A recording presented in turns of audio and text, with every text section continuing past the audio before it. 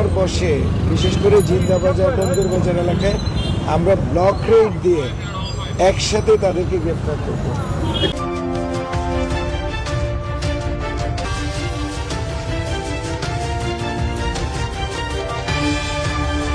নগরবাসী আজকে তো দেখলাম বন্দরবাজার সহ কুমারপাড়া এবং নয়া সড়ক এই সকল এলাকায় লোকজনের উপচে পড়া ভিড় লক্ষ্য করা যাচ্ছে।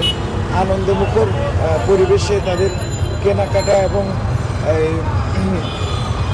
ঈদ পর্যন্ত নগরবাসীর যাতায়াত এবং কেনাকাটা এটাকে আমরা নির্বিঘ্ন রাখার জন্য সর্বোচ্চ চেষ্টা করছি।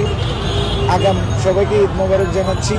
ঈদের সময় আমাদের অন্য চ্যালেঞ্জও আছে, অনেকে বাড়ি চলে যাবেন, তখন অনেকের এই যে বাড়িঘরে অতিরিক্ত নিরাপত্তা, এই বিষয়গুলো আমাদের নজরে আছে। আমরা এই বিষয়গুলোতে কাজ করব, ব্যবস্থা নেব।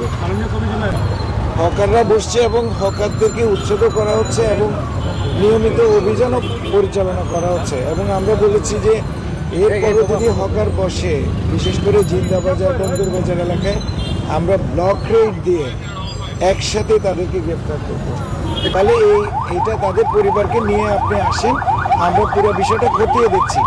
যদি এটা হয়ে থাকে এটা দুঃখজনক। এটা পুলিশের আচরণ হতে পারে না।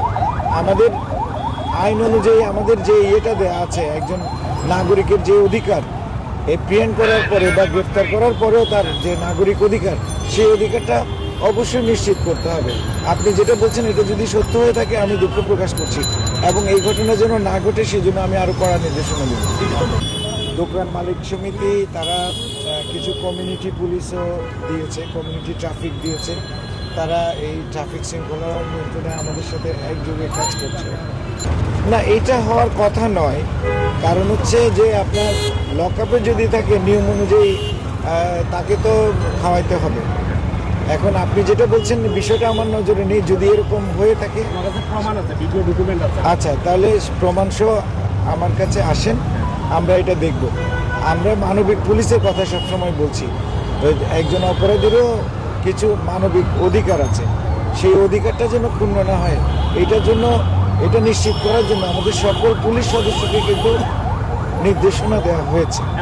আচ্ছা, এটা হচ্ছে সুবিধ বাজার থেকে একটা গাড়ি দ্রুত বেগে চলে যাচ্ছিল, তো তাকে সিগন্যাল দেওয়ার পরে 2-3টা পয়েন্টে সে সিগন্যাল অমান্য করেছে। শেষ পর্যন্ত পাবনা পয়েন্টে গাড়িটাকে ধরা হয়েছে, পুলিশের সাথে বাকি করতে হয়েছে। বিষয়গুলোকে আইনিভাবেই মোকাবেলা করা হবে।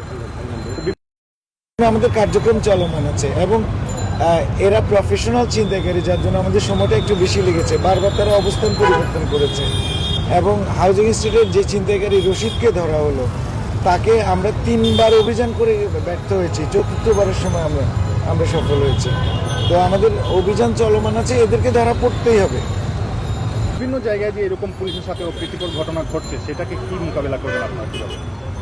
না, এগুলো আইনিভাবে মোকাবেলা করা হবে। পুলিশের কাজে যদি কেউ অসহযোগিতা করে, বাধা প্রদান করে, সেটার জন্য তো আমাদের আইন আছে, আমরা আইন অনুযায়ী ব্যবস্থা